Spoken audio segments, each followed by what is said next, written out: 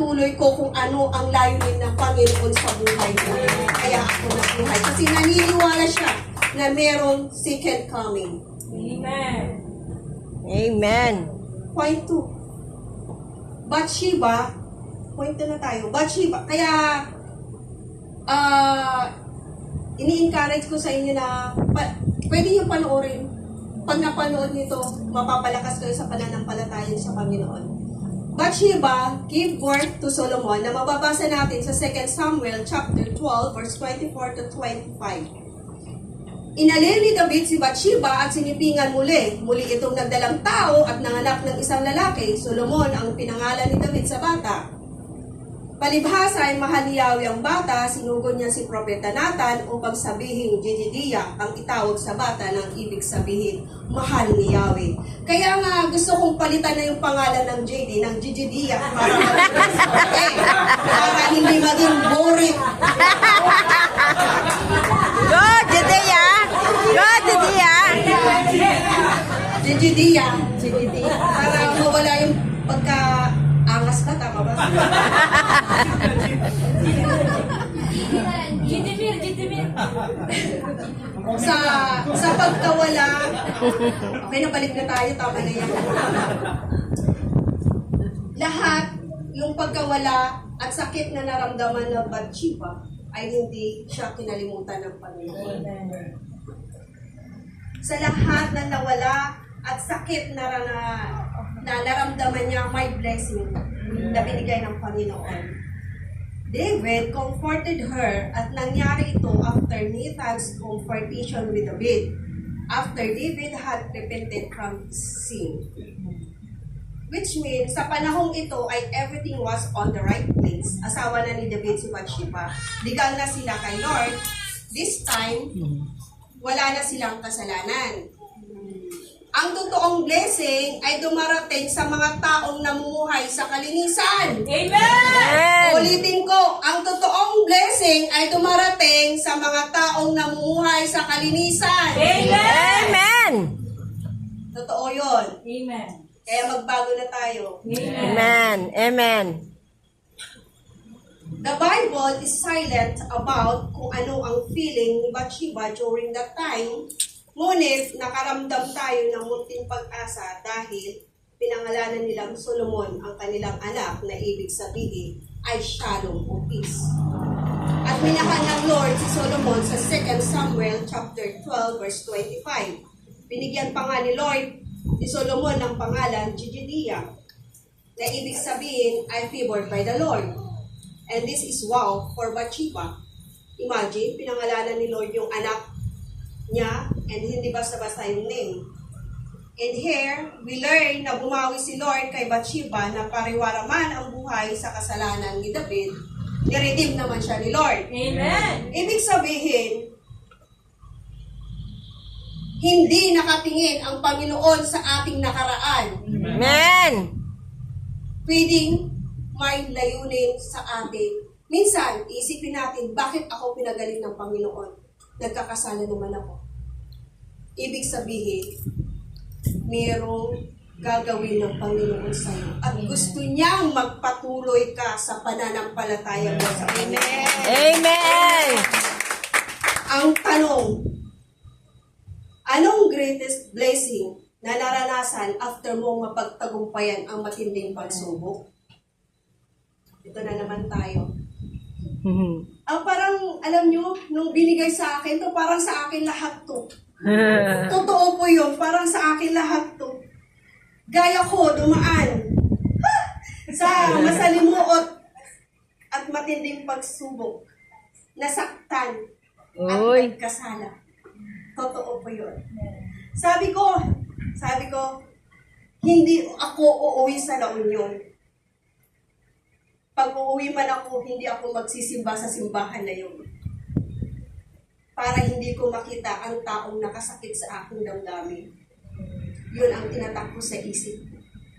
Pagkatapos ng 8 taon, one day that was Saturday, nakahiga ako, may tinig akong narinig, uuwi ka. Tapos parang hinihila yung pa ako. Ang ginawa ko, umuwi ako. Nung gabi rin yung umuwi ako. And then, kinaumagahan, Sunday, diba? Hindi, nagsimba tayo. Wala akong ligtas. Kasi, yung taong iniiwasan ko, siya mismo yung nasa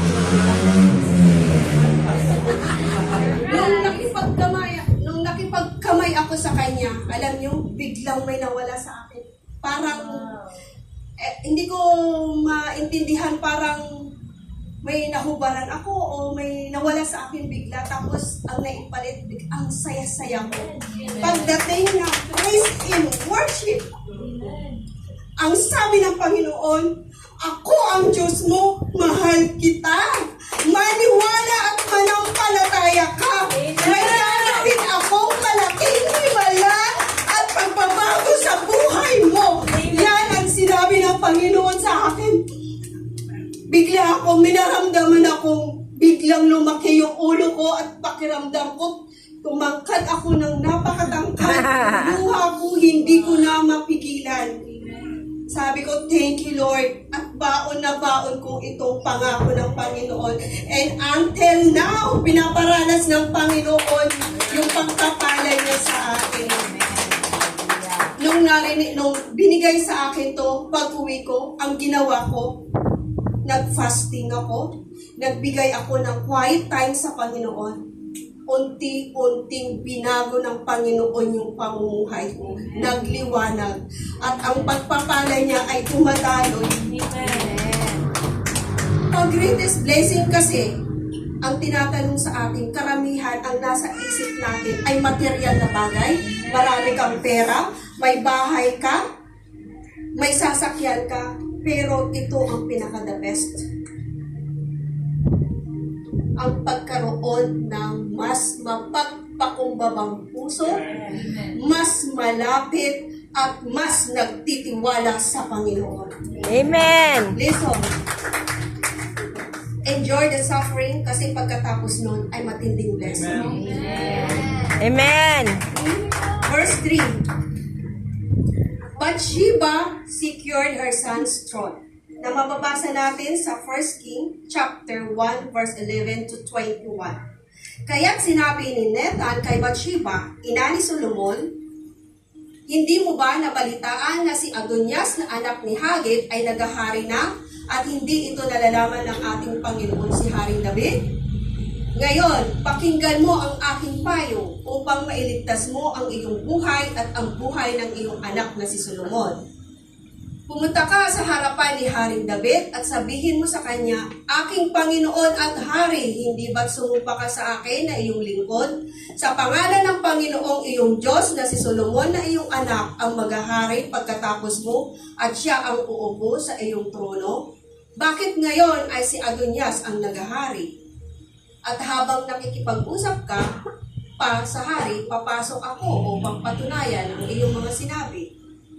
Kaya't pumasok si Bathsheba sa silid ng matandang hari at si Abisag na taga-Shunem ang nag-aalaga sa kanya. Yumukod si Bathsheba at lumuhod sa harap ng hari. Tinanong siya ng hari, ano ang iyong kailangan? Sumagot si Bathsheba, aking Panginoon, ikaw mismo ay sumumpa sa akin na iyong lingkod sa ngalan ng Panginoon mong Diyos. Si Solomon na iyong anak ang maghahari pagkatapos ko at siya ang uupo sa aking trono. Ngunit ngayon si Adonias ay naghahari na at hindi mo ito nalalaman.